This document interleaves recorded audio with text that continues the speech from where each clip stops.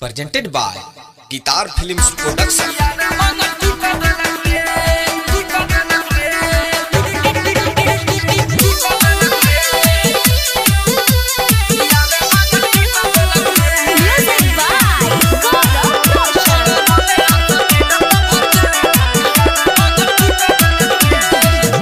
किताब पर नाम दीवाना अपन लिख देलक रे।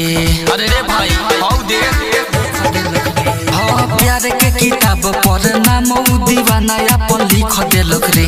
अरे लिख देलक रे। खड़ा रोले अस्टेड बभता यार मांग ठीक देलक रे।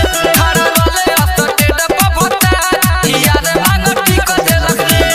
भाई सुख भाई पटीदार ओकरा के धक पीट देलक रे। अरे पीट देलक रे। खड़ा रोले अस्टेड बभता यार मांग ठीक देलक रे।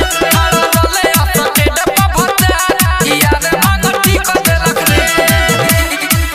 मांग ठीक देलक रे। यार मांग ठीक देलक रे। खड़ा रोले अस्टेड बभता यार मांग ठीक देलक रे। चारूरी भइले बाटे इहे बात के हाल रे। प्यार करे वाला साचो कबो ना डेराला रे।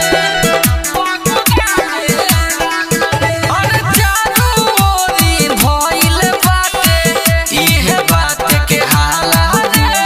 प्यार करे वाला साचो कबो ना डेराला रे। लेके ओकर नाम पूरा आई लव यू बोल के चीख देलक रे। लेके ओकर नाम पूरा आई लव यू बोल के चीख देलक रे। अरे चीख देलक रे। खड़ा रोले अस्टेड बभता यार मांग ठीक देलक रे। खड़ा रोले अस्टेड बभता यार मांग ठीक देलक रे। मांग ठीक देलक रे।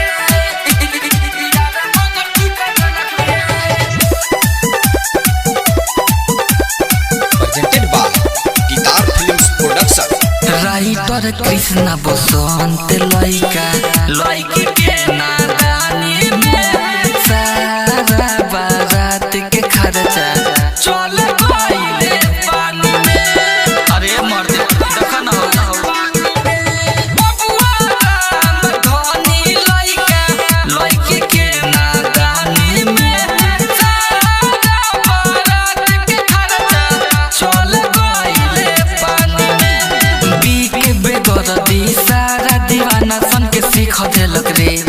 बीके बेदर्दी सारा दीवाना सन के सीख देलक रे।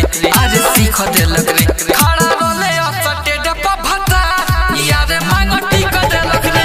खड़ा रोले अस्टेड बभता यार मांग ठीक देलक रे। भाई सुख भाई पटीदार ओकरा के धक पीट देलक रे।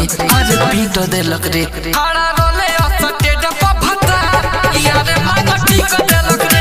खड़ा रोले अस्टेड बभता यार मांग ठीक देलक रे। Studio Kadamwatola